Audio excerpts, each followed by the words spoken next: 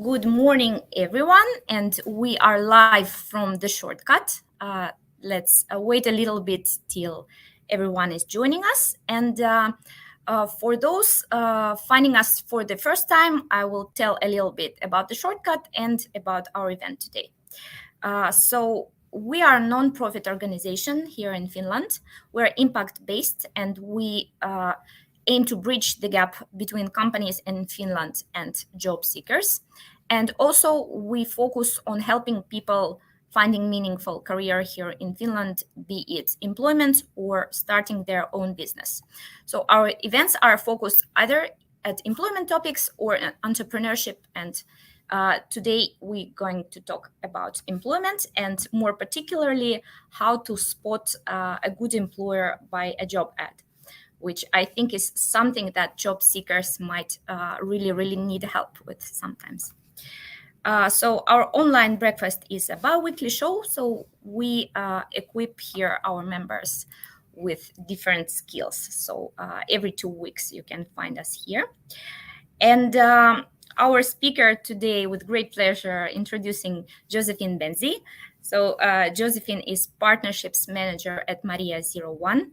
We're also located at Maria 01, and we are both owned by the Startup Foundation, so sister organizations. And last year, Josephine was country manager for Finland at the Hub, which is a recruitment platform for growth companies in the Nordics. And as I know, Josephine has gone through like 1,000 job postings last year as part of her job. So we are going to be asking Josephine some pending questions that we have. Feel free to share in the chat why you're here, what you expect from the event, where are you from, but also post your questions and we can take them later. So Josephine, welcome. Thank you so much for being here today. And please tell us a little bit about yourself, your career, and basically your role at the Hub and your current role. Hi, thank you. Thank you for having me, and thank you for the wonderful words. I'm Josephine. I currently work with Maria 01, a leading Nordic startup hub located in Helsinki. We're in an old hospital building, so there's some quirkiness around here. As mentioned, last year I worked with the hub they are a partner with Maria 01, so it's like a strategic partnership. So I was involved in those shenanigans on that side. As mentioned, the hub is first and foremost, it's a recruiting platform for Nordic startups. Before that, I've worked and volunteered as well, but I've worked for a few years with Slush, doing partnerships there as well. And then I also worked at a startup for a year or so. So that's my career in a nutshell.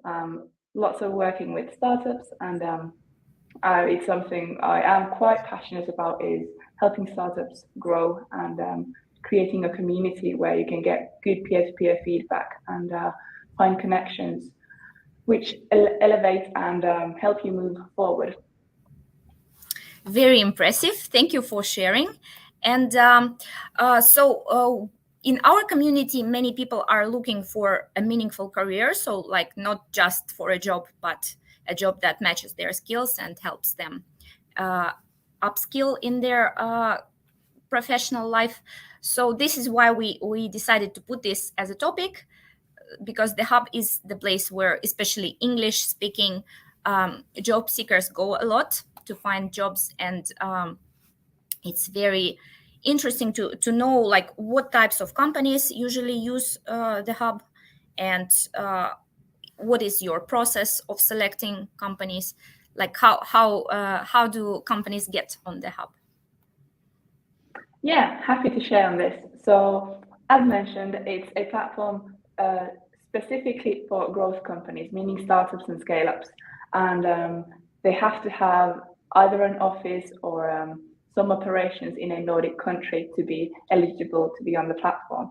So how do companies actually get on the platform, and how can they post jobs? So it's The hub is not open for all, so it's a closed network. As mentioned, for Nordic scaling startups, you must be a registered business with a digital presence like a website. And being a registered business in Finland means that you need to have Y-tunnus or some sort of like an ID number. So it means you're legit and you actually exist. Um, you need to be looking for new hires or at least have a growth mindset. So you'll be growing in the future to be accepted on the platform. And usually it helps if you are definitely looking for funding. And how does like the screening process goes? We're not too strict. So if you fill in all these previous details, you're more than welcome to be on the profile. Sorry, on the hub and create a profile. So once a startup has created a profile, they're free to post jobs. Um, in both senses, so when you're creating a profile and when you're posting a job, there's always a real human being going through the applications, at least skimming through them, making sure that we catch out if there's anything suspicious or not legit going on. So to be able to get on the platform, you need to go through a screening where we check, do you have a web presence, most likely a website, or the whole situation with the Y-tunnus ID, business ID. And when companies do post jobs, they also get looked through. So there are some like niceties and obviously like some sort of code of conduct we follow. So you can't be, you have to be inclusive and use like proper language and nothing discriminating in the job posts. So they also get gone through. And as mentioned, I did the Finnish part of screening, so seeing my fair share of job ads. I think last year we had like more than 1,000 job posts on the Finnish market. So quite a bit of screening done previous year. Very interesting, and I think it's always helps as a job seeker to hear the perspective from the hiring side, because it sometimes feels like it's impossible to understand what's going on. So already we understood that the hub is a very good place where it's like safe to feel like you are looking for a job in a good company. But both for the hub and for any other job posting, like for you, now that you have like a very good eye with this and you have a great experience, what would you say are like could be like potential red flags if you see it in a job ad? It's better maybe to avoid this, or opposite, what could be like green flags, like what could be a sign that yes, this is a vacancy worth applying for? Yeah, so the whole concept of finding a good employer is a combination of many things. So obviously avoiding the red flags, it's not just one, they're like a combination of many. So like the first thing you see is how is the job ad phrased, like what words do they use? Is it very like aggressive? Might give you a hint on the type of environment you'll be end up working in, or what your superior is going to be like. So maybe just have a look in that. Is it written properly? Or is it, as I said, sometimes they might be very aggressive. And if that's an environment you thrive in, then that's not a red flag. But if it's something, if it's not something you're looking for, that's already an indicator of the environment that you might be entering in. Then, as said, I'd always recommend doing a bit of Googling, especially on the hub, like working with startups. They are early stage.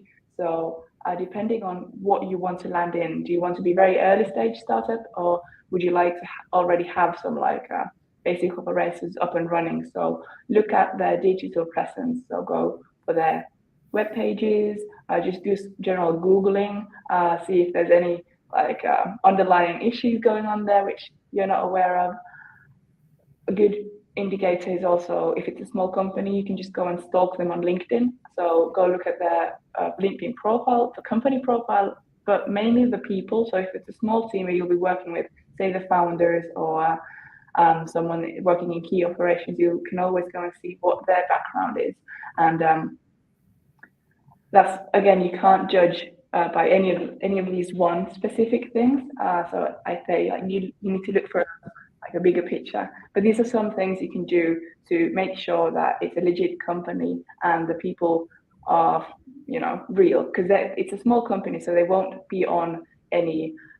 Most likely, they won't be on any like platforms such as Glassdoor or wherever, where employers can go and write reviews of their employee. So this is how you do your little digital spying on the company. Make sure it's a good one. So then these are the red flags, you could say. So then obviously the opposite side of this is the green flags.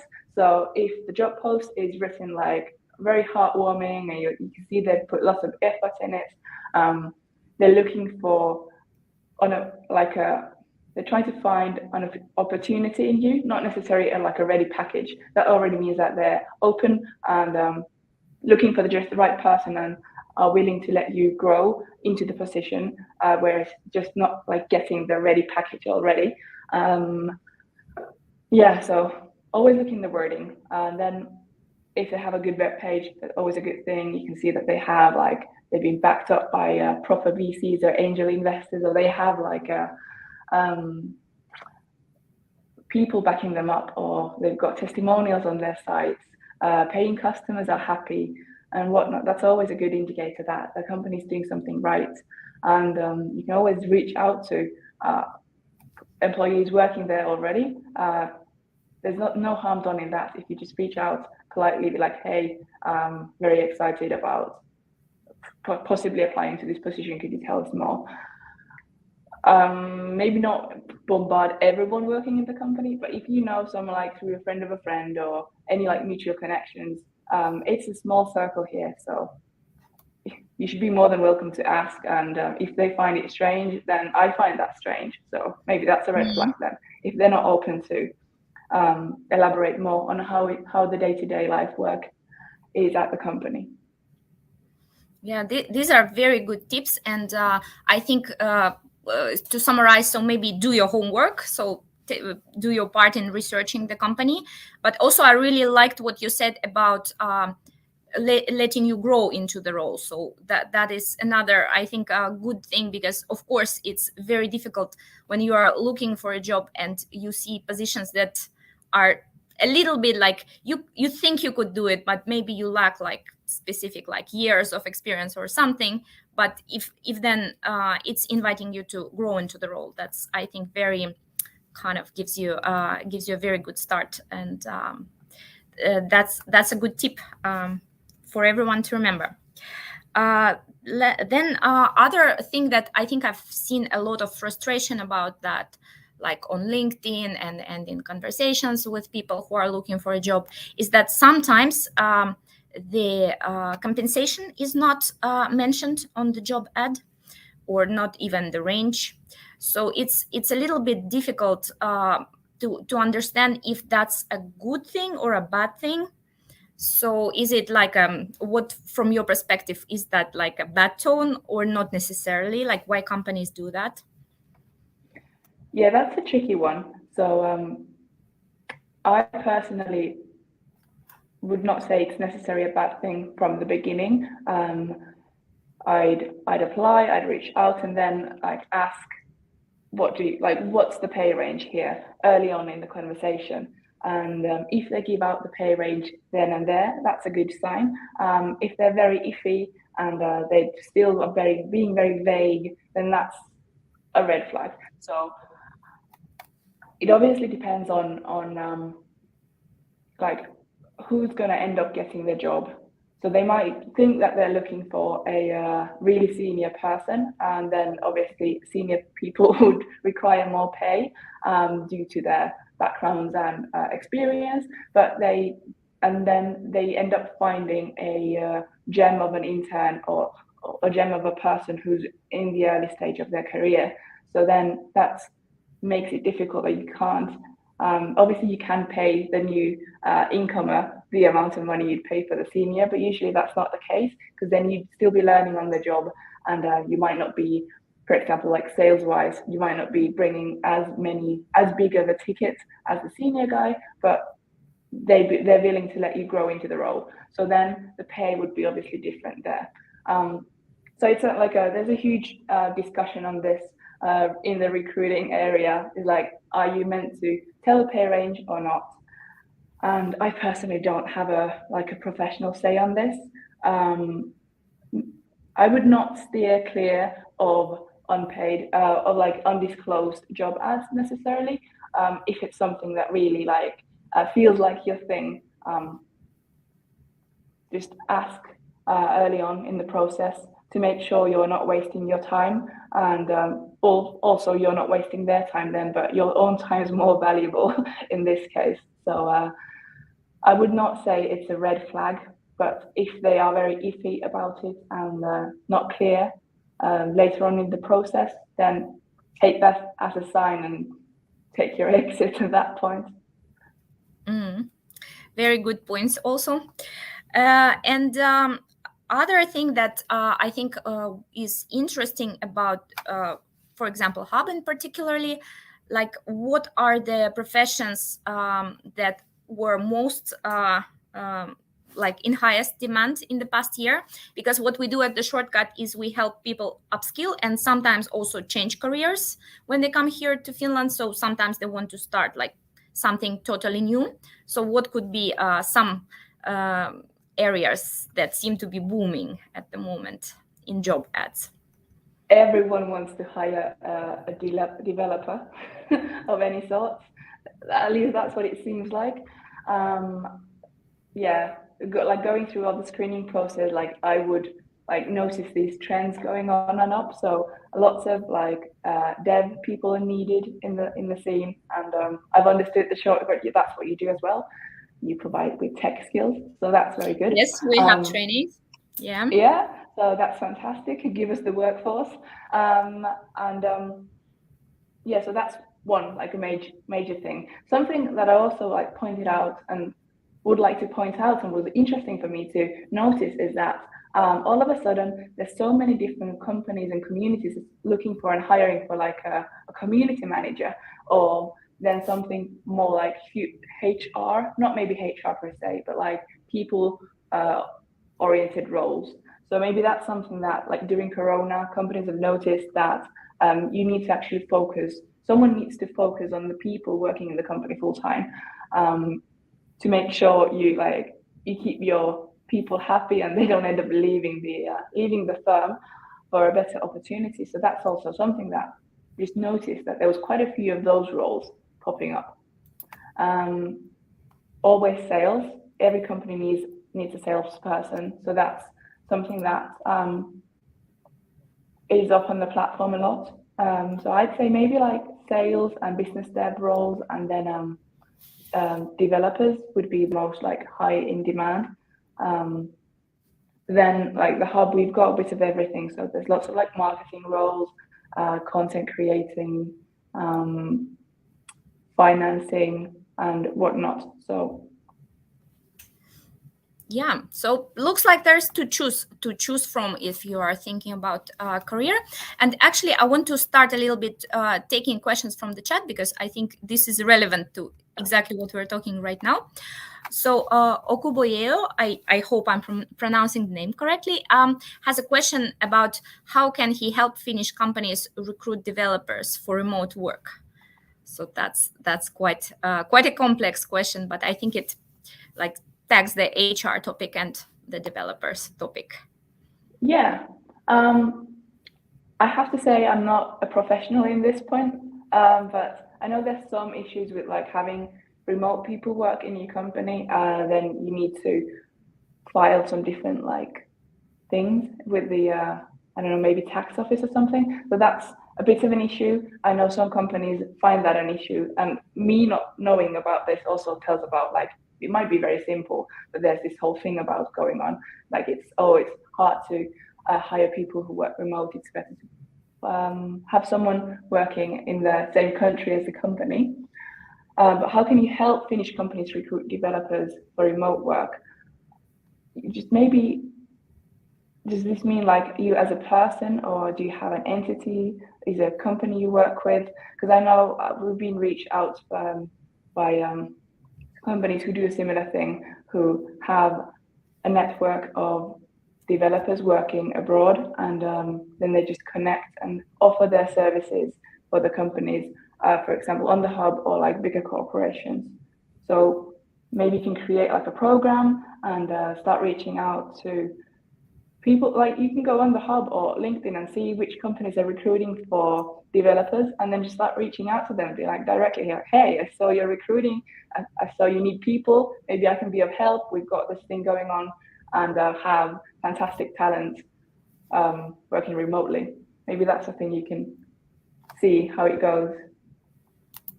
Yes, thank you very much for the question and for the answer. And I agree that this is a hot topic. For example, we at the Shortcut had this event called "Spy Who Hired Me" last autumn, which was directed at tech, um, like tech edition of recruitment. So yeah, I agree that this is something to look into. And thank you for the tip. So let's take one more. Francesco here. I know that he's part of our digital marketing program, so very glad to have our participants here in the event. And Francesco is asking, what is one important skill that you think everyone should have? So that's more job seeker question, I guess. Yeah, I'm going to be a bit biased here because I've done like sales oriented jobs, but like being able to sell, because you need to, and this is going to sound horrible, but you need to be able to sell yourself as well, in like to get a job in your dream company. You need to be, and that requires like confidence and knowing your value and like believing that you're a good fit. So an important skill, like having some like not necessarily uh, like sales in that traditional sense of like being able to cold call people, but some like savviness in that sense that you know what to say. You don't get like too shy in promoting yourself. So like self sales skills is something I'd say. And then in the modern world we live in, tech skills, like at least be able to work a laptop and the basic operations. Almost everything's like as currently we are working mostly remotely. You need to be able to adapt and learn new platforms and tech solutions that companies use. So tech savviness and a bit of a sales skills will get you far. Yes, goes a long way. Yes, we. I think maybe it's good if we not just theoretically talk, but maybe also a little bit show the hub for those who don't know, or for those who know. We could like walk them through with your eyes that you have worked there, and you can maybe like give a very good overview so that we know what we're talking about. So if you would be able to share your screen, and then we can maybe go a little bit through that and then go back to our questions. I see there are some other questions coming up. Yes, let's get going. Just let me know when you see my screen. Yes, it's up on the air. Great, fantastic. So this is the landing page of the hub. I don't know why it's looking a bit. Let me just refresh. But based on my IP address, it should know that I'm in Finland and show me most of the Finnish jobs. But now I'm starting to think I might have a VPN on. So let's see where the hub locates me. But yeah, so the landing page would look something like this. It's tailored for talent at the moment. So before it was mainly like the landing page would be very like startup oriented, but we've like done a slight pivot there. So it's mainly to get talent to look around and find their dream job in a startup. So the front page, you've got a bit of everything here, and so I'd go to find jobs. And well, let's say I just want to work in Finland. So at the moment, it shows that we've got 231 jobs open in Finland. Then I think it comes up, as you can see here, like most popular. So these are the ones that have been applied to the most like recently.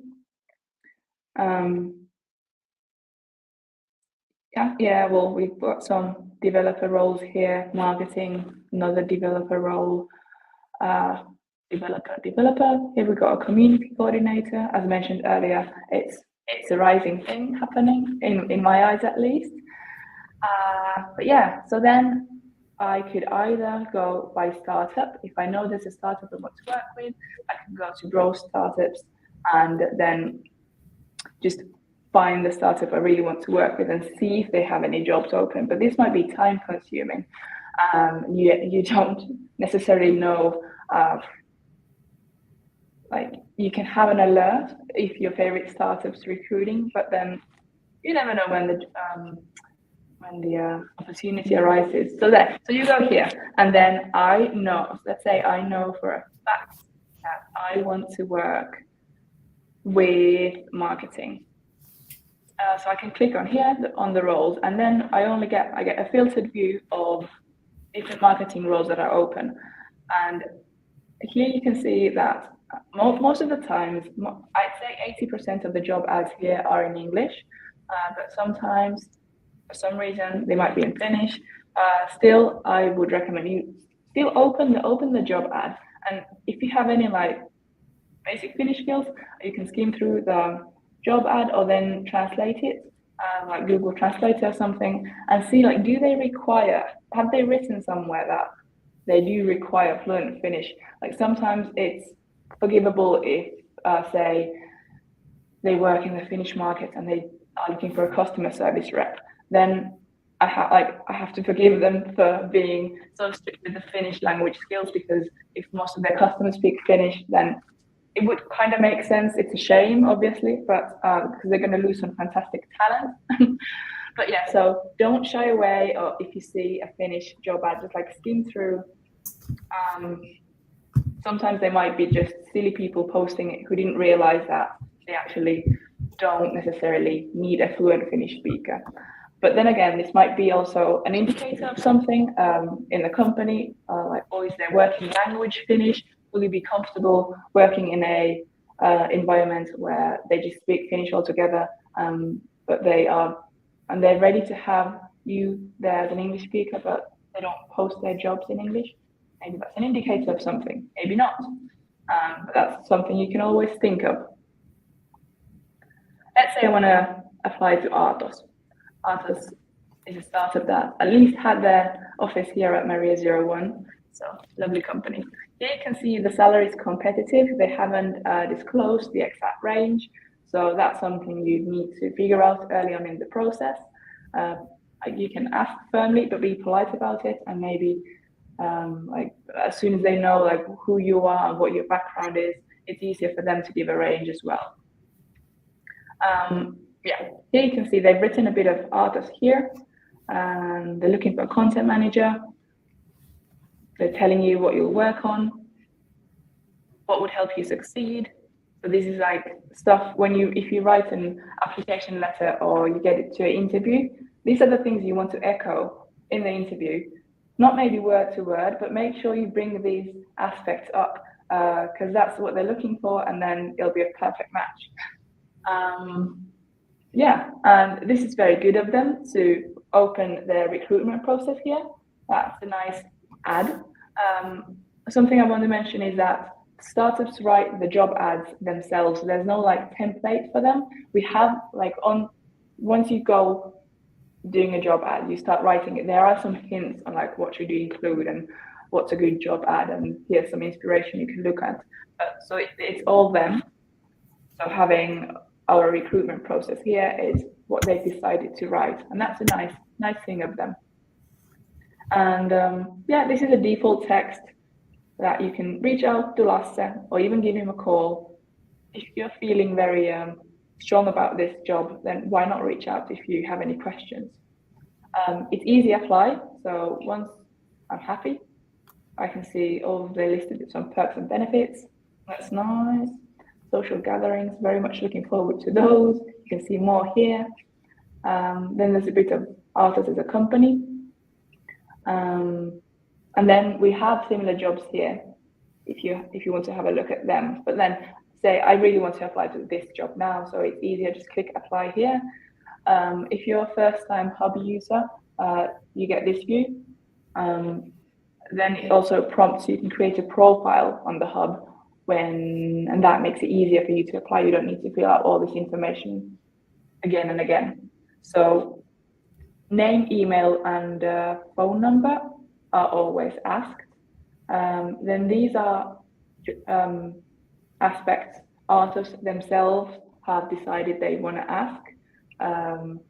There's a variety of things you can do, but the Hub limits it, so you can't ask 7 different things at this point. I think it's maybe max 3 or 4.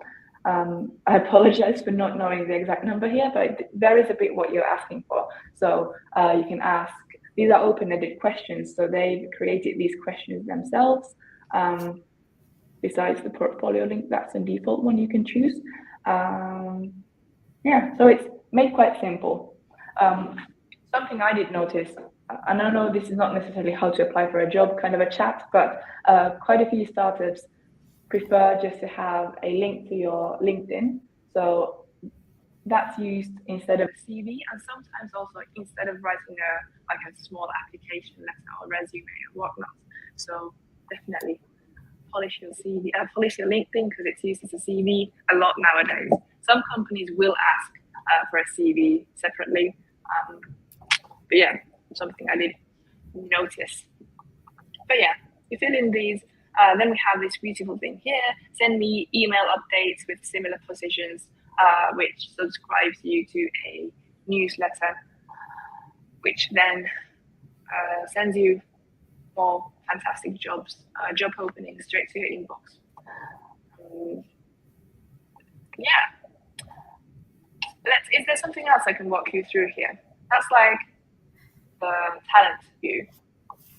Yeah, I think this is, yeah, I know that there's also like a startups view and investors view, but we're today mainly for job seekers, so that I think should do it. Thank you very much. I think it's very different when someone shows you how to do it and when you have to like figure it out yourself, and especially like with your tips about applying specifically to startups. I think this makes this gold. We have more questions in the chat, so I want to give air time for that. Let's get to it. So Kriwil is asking, whenever I see job opening where one of the requirements is fluent in Finnish and English, in my head, the company is looking for a Finn who can speak English. Should I change my assumption and keep applying? Already a little bit we tapped into that, but what would we advise to Kriwil? Yes, I want to say just apply. If you tick most of the other requirements, you don't even need to tick them all. That's also something I think people don't realize, that you don't need to fill out every single requirement, at least like to apply, especially on the Hub, since it's quite simple to apply. I would definitely go for it. If you feel like there's only a few things you maybe match with the job ad, and then they also have the Finnish fluency there, and you're not a fluent Finnish speaker, then I mean that's a different thing. But if you know that you're a good fit, or you at least have a fighting chance to get the job, then apply, because job seekers are sometimes a bit like oblivious to the fact that they are missing out on fantastic talent just because they require them to speak Finnish. So change your assumption and keep applying. If you think you're absolutely a good fit, then definitely prove them wrong. Yeah, I back that up. I think you should always apply if you feel like this is something for you. Let's get next. Yeah, so it seems like Finnish topic is hot. So Alina is asking, I sometimes notice that employers in Finland give English titles to the job ads when the job description is written in Finnish. Is it a good practice? Yeah, that's something like a weird thing I've also noticed. I'm not gonna like judge them and say that it's bad practice. It's silly of them. It's misleading. But again, like these things, I wouldn't say they're necessarily a red flag. It might be a good company, but the person who's hiring just didn't think it through. So if they don't require fluent Finnish and like have good basis on why this person needs to be fluent, then I wouldn't really care about it. I think we're still catching up on like the whole English as a working language trend. So the startup scene, I'd like to say, is very open and inclusive, and like most of the companies have English as their working language, but then there are exceptions. And I'm not saying they're bad companies; they're just late for the trend and trying to catch up. So I want to echo what I said earlier. If you think you're a good fit, then never mind that and just apply and prove them wrong. Let them know that it was a silly thing for them to do, and maybe in the future they'll change their habits. Thank you very much. And next question is also from our program, Marco. So Marco is from Giselle team. This is again our digital marketing program. They are just asking. Marco is just asking for the link. So I will provide that in the chat. Can you post the link of the website so I can have a look and apply to the jobs I found? If I find something that suits me, thank you. Yes, Marco, I will do that in just about a minute. Thank you for watching. Let's take another one. Angels is asking, what would be the best way to approach asking for the salary if there is no mention of it offer either in the offer either interview? So if it's not mentioned in the interview, then you ask. Maybe not like straight. Don't start with it. Just politely ask. At some point, maybe like towards the end, if it's not being come up on their behalf, just be like, hey, I'm interested. I'm curious to know what the salary range is for this position, or what do you have in mind? Some people might think, but talking about money makes me look greedy, makes me seem like I'm only doing this for the money. You can mention, just say like, I'm very excited about this opportunity, but also curious to know on the compensation. Bear in mind your time is valuable for yourself, but then also you're doing them a favor if they at this time enclose a salary you're not happy with and they're not ready to negotiate it. Then you also save their time, so it shouldn't be an issue. And I really hope people would get rid of the whole idea of like, oh, it's so embarrassing to talk about money. You need to talk about money. That's how you open up conversations. That's how you make sure you're paid what your value actually is. And also on this topic, I'm not going into a salary rant here, but also talk to your peers, talk to other people. It might be hard to ask your colleague who works in the same company once you get hired, be like, oh, what's your pay? I'm not sure is that like socially acceptable yet, but you can ask friends, you can ask your professional network, just bounce ideas on helps you bounce ideas on what you should maybe be paid, or could you actually ask for an increase, or are you very lucky and content in your position? Because that's something that happened with myself as well. So I was happy with the salary I was getting until me and some of my friends started talking about, oh, how much do they make? And I just realized, I'm very, very behind in what my peers, people my age have a similar background, what they're making. And it wasn't a deal breaker at all. It just made me realize that actually I could be making more. And with me, money isn't the thing. Money isn't the reason I do stuff, but it's an indicator of being valued. And it also if you can live at least remotely comfortably, it's better for the employer as well, because then I'm not working 2 jobs, so I can actually give the 8 hours a day I work. They get my best version of me, and not one tired version who's worked a 12-hour shift last night. So, to answer the question, ask politely by the end of the interview if it's not brought up. Just straight on forward, ask what's the pay range or something similar.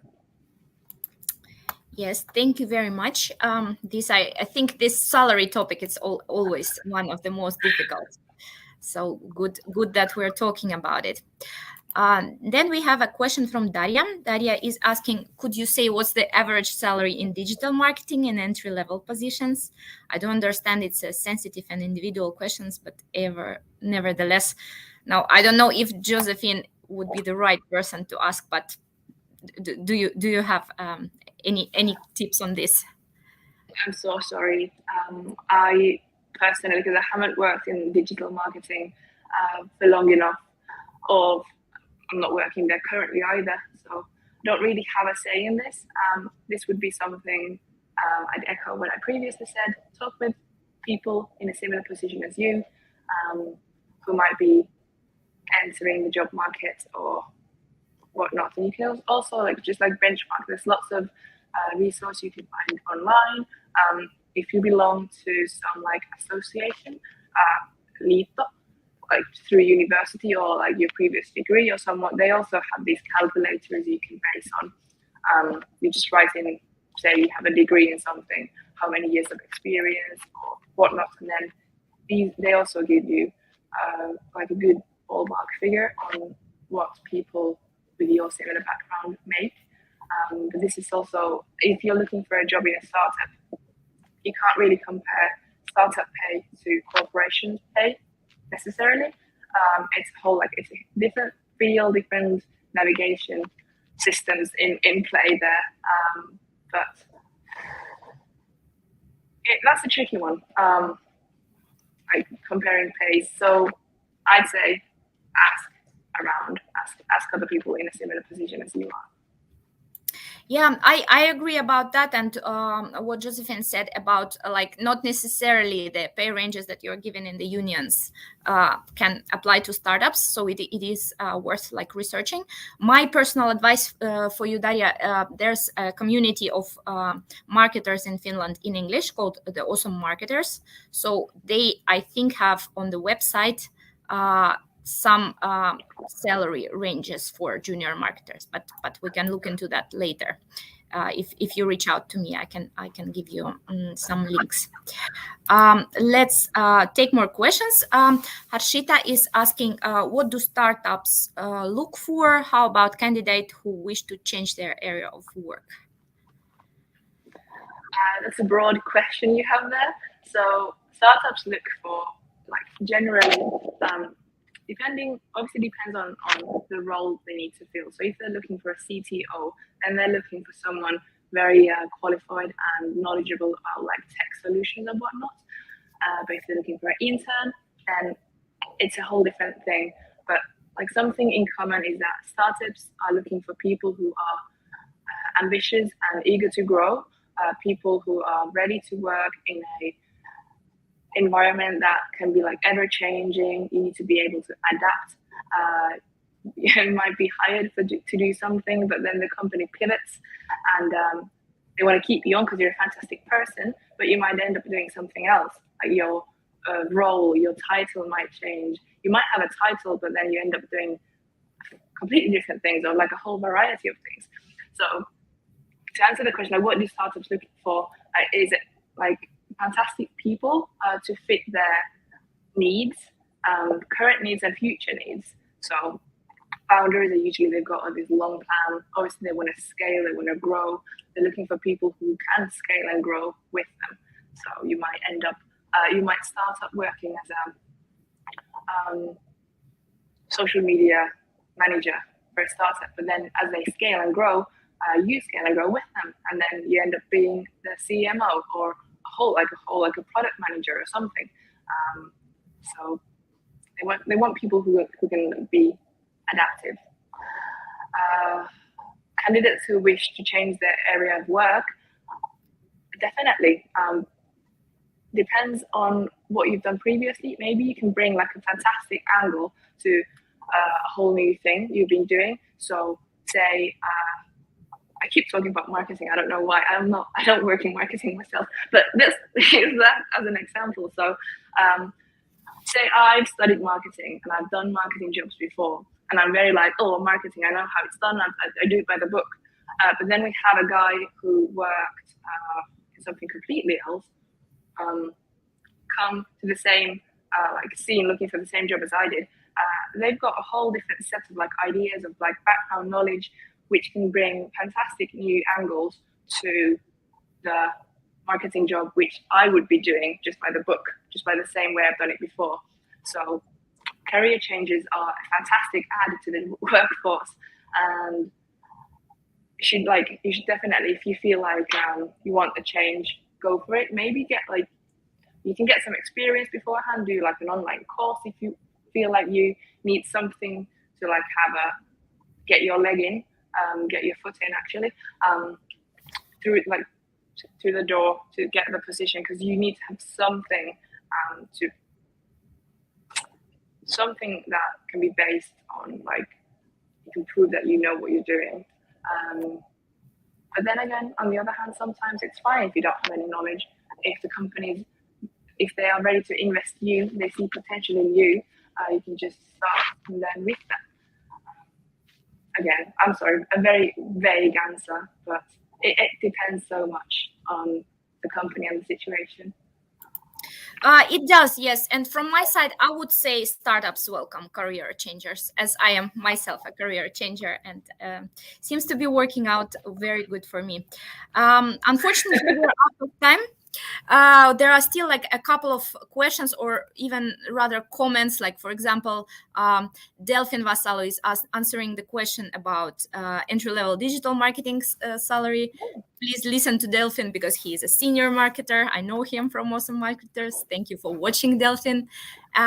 Yes, we have to cut here, but if you still have your questions, you can send them to us and we will try to get back to you. But thank you very much for watching today.